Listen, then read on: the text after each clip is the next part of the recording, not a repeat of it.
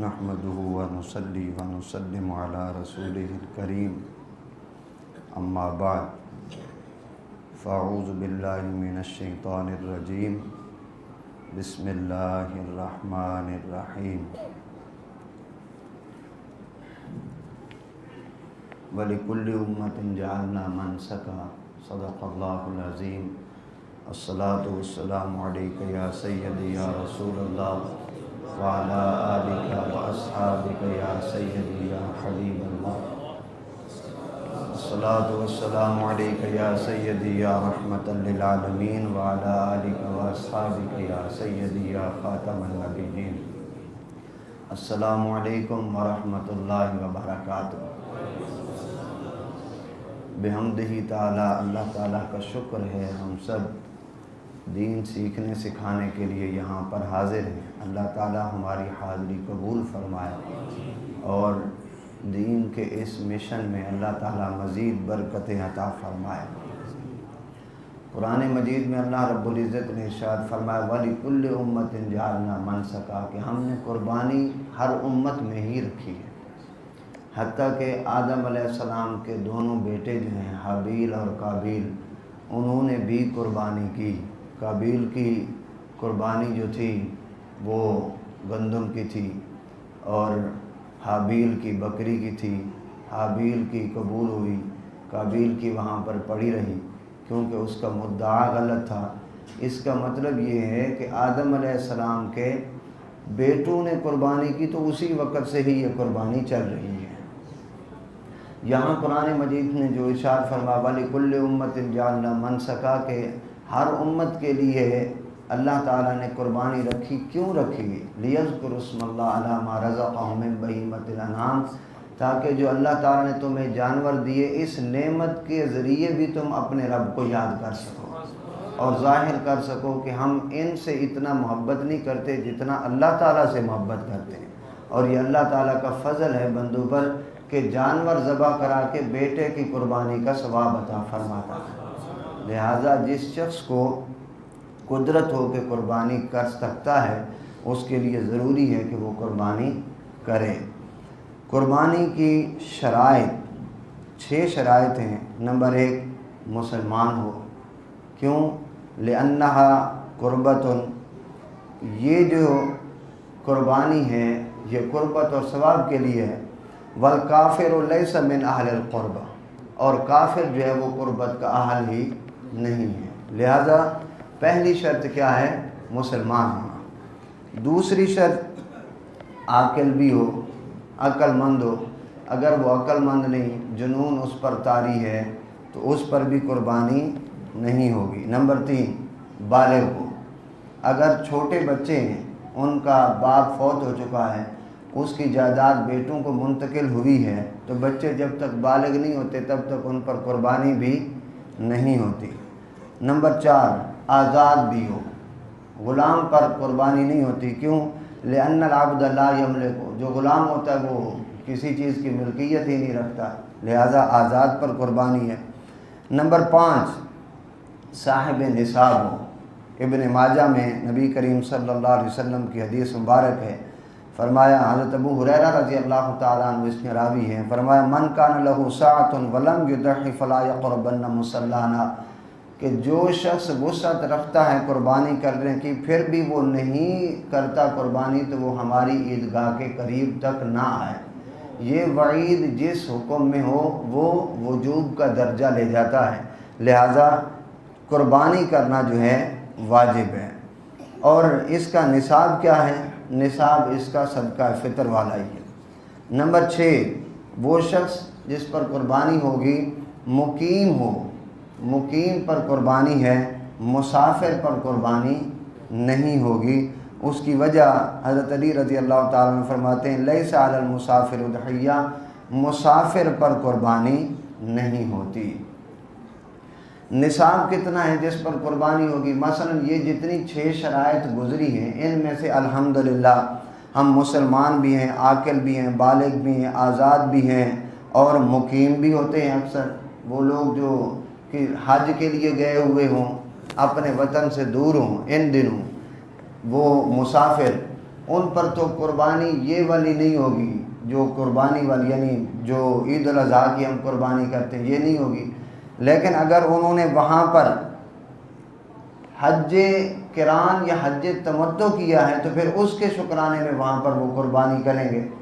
لیکن اگر یہ بھی یاد رکھیں وہاں پہ مکہ شریف میں، منی میں، مزدلفہ میں، عزیزیہ میں، ان علاقوں میں کسی بندے کو 15 دن پورے گزر گئے تو اب اس پر بھی وہ قربانی واجب ہوگی، یہ قربانی بھی عید الاضحیٰ والی قربانی بھی واجب ہوگی۔ لیکن یہ قربانی وہاں پر کرنا اس کو لازم نہیں، بلکہ وہ یہاں پر بھی فون کر کے کسی کو کہہ سکتا ہے کہ میری قربانی وہاں پر کر دینا، یعنی اس کا حصہ یہاں پر رکھا جا سکتا ہے، وکیل بنا سکتا ہے کسی کو۔ لیکن جو حج والی قربانی ہوتی ہے اس کی وکالت یہاں نہیں دے سکتا، کیوں؟ اس کا حدود حرم میں ہونا ضروری ہوتا ہے، وہ وہاں پر ہی ہوگی، وہ وہاں پر کرے۔ لیکن اگر وہاں 15 دن اس کو وہاں ملے ہیں، 15 دن یا 15 دن سے زیادہ وہاں پہ رہا ہے وہ، جہاں پر اس کو یہ دن جو ہے قربانی کے 10ویں 11ویں 12ویں یہ وہاں پر گزارے اور وہاں پر 15 دن بھی اس کے وہاں پر گزرے تو اس پر یہ والی قربانی بھی ضروری ہوگی۔ صاحب نصاب بھی ہے تو پھر وہ والی قربانی کے لیے یہاں فون کر دے اور جو حج والی قربانی ہے وہ اس کی وہاں پر ہو جائے۔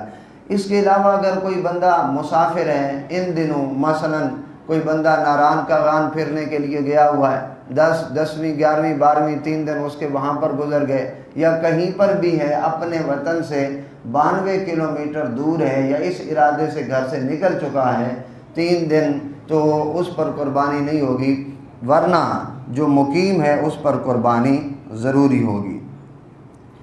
نصاب کتنا ہوتا ہے یاد رکھیں، وہ جو زکوٰۃ والا نصاب ہے 52.5 تولے چاندی یا 7.5 تولے سونا، یہ وہی ہوگا، لیکن کچھ شرطیں اس میں مختلف ہیں۔ ایک تو یہ جو زکوٰۃ کا ہوتا ہے نصاب، زکوٰۃ اس پر ہوتی ہے جس پر سال کا گزرنا شرط ہوتا ہے۔ کیا ہوتا ہے؟ سال کا گزرنا شرط۔ لیکن قربانی کے لیے اس مال پر سال کا گزرنا شرط نہیں ہوتا، بلکہ 10ویں 11ویں 12ویں ان 3 دنوں میں کسی بھی وقت کسی بندے کے پاس پیسے آ جائیں، کمیٹی نکل آئے یا کسی طرح سے بھی پیسے پہنچ جائیں تو اس پر قربانی لازم ہو جاتی ہے، سال کا گزرنا شرط نہیں۔ اور دوسری بات، زکوٰۃ اس پر فرض ہوتی ہے جس پر وہ جو تجارت کا مال ہو، مال تجارت ہو، لیکن اس کے لیے مال تجارت ہونا بھی ضروری نہیں۔ جو ضرورت سے زیادہ آپ کا سامان آپ کے پاس موجود ہے، اس کی قیمت بھی اگر 52.5 تولے چاندی تک پہنچ جاتی ہے تو آپ کو وہ قربانی ادا کرنی پڑے گی۔ مثلا وہاں پہ یہ ہوتا تھا کہ اس پلاٹ پر قربانی ہوگی، یہ زکوٰۃ ہوگی جو آپ کا مال تجارت کے لیے، جس پر آپ نے یقین کر لیا کہ میں نے بیچنا ہی بیچنا ہے۔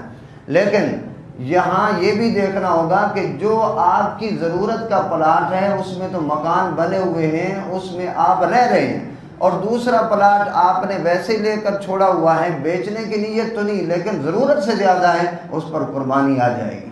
اسی طرح کسی بندے کے گھر میں 6 کمرے ہیں، 4 کمروں میں ان کی رہائش ہے، دو کو انہوں نے ویسے ہی تالا لگا کے رکھا ہوا ہے، وہ ان کی ضرورت سے زیادہ ہے تو وہ بھی اس کے نصاب میں شامل ہو جائیں گے۔ اسی طرح کئی چیزیں ہیں آپ کی جو آپ کی ضرورت سے زیادہ ہیں، وہ اس کو بیچ میں شامل ہی کرنے ہوں گے۔ کسی آدمی کے لیے ٹی وی کا دیکھنا کوئی لازمی نہیں، ضروری نہیں ہے، یعنی اگر کوئی ایسا بندہ ہے جو یہ دیکھتا ہے کہ میں تو میرے محکمے کا یہ حصہ ہے مجھے دیکھنا ضروری ہے، اگر کسی کے لیے وہ ضروری نہیں ہے ٹی وی کا دیکھنا، VCR گھر میں پڑا ہوا ہے، ایسی چیز وہ بھی ضرورت سے چیزیں جو ہیں وہ زائد ہیں، ان سب کو اسی میں ہی شامل کرنا پڑے گا۔ لہذا ضرورت سے زائد چیزیں ان سب کو آپ جمع کریں۔ اگر ان کے جمع کرنے کے بعد رقم اتنی بنتی ہے، آج کی جو ہمارا چاندی کا نصاب بن رہا ہے 52.5 تولے، آج کا ریٹ ہے چاندی کا 1460 روپے، 1460 روپے۔ اس حوالے سے اگر آپ دیکھیں تو 83,920 روپے تک، یعنی 84,000 ہی کر لیں، 84,000 تک جس بندے کے پاس اتنی رقم موجود ہو یا اتنا مال موجود ہو جو اس کی ضرورت سے زیادہ ہے، ایسے شخص پر قربانی جو ہے وہ ضرور ہو جائے گی۔ یا آج کل تو اس کے پاس نہیں ہے، 10ویں 11ویں 12ویں ان 3 دنوں میں کسی بھی وقت اس کے پاس یہ پیسے آ جائیں تو ایسے شخص پر قربانی ضروری ہوگی۔ اچھا کہتے ہیں جی ابا جی قربانی کریں گے، گھر میں سرپرست ایک ہی کر دے گا تو سب کی طرف سے ہو جائے گی، ایسا ہرگز نہیں ہے۔ جب شریعت نے یہ نصاب مقرر کر دیا ہے، وہ نصاب کسی کے بھی پاس ہو تو اس پر قربانی لازم ہوگی۔ فرض کریں 84,000 روپیہ آپ اپنا جو کچھ کما کر لاتے ہیں، ہر مہینے 10,000 روپیہ ابا جی کو جمع کرواتے ہیں، اور کسی مہینے آپ کو 3,000 بچ گیا، 4,000 بچ گیا، 5,000 بچ گیا، آپ نے اپنا اکاؤنٹ کھلایا ہوا ہے، اس میں آپ کا پڑا ہوا ہے 90,000 روپیہ، یا وہاں پر پڑا ہوا ہے صرف 50,000 روپیہ، اور آپ کے پاس جو سامان ہے کوئی ضرورت سے زیادہ چیزیں، وہ ملا کر اگر 90,000 روپیہ بن جاتا ہے، 84,000 روپے تک بن جاتا ہے، تو آپ پر بھی قربانی واجب ہے، آپ کو بھی قربانی ادا کرنی پڑے گی۔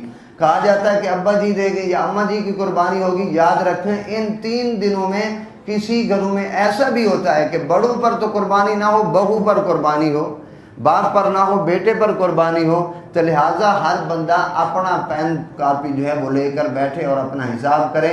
اگر وہ 84,000 تک پہنچتا ہے تو اسے ان دنوں کی قربانی ادا کرنا جو ہے وہ ضروری ہوگی۔ اسی طرح ایک مسئلہ اس میں یہ ہے کہ کیا یہ قربانی جو ہے رات کے وقت کی جا سکتی ہے؟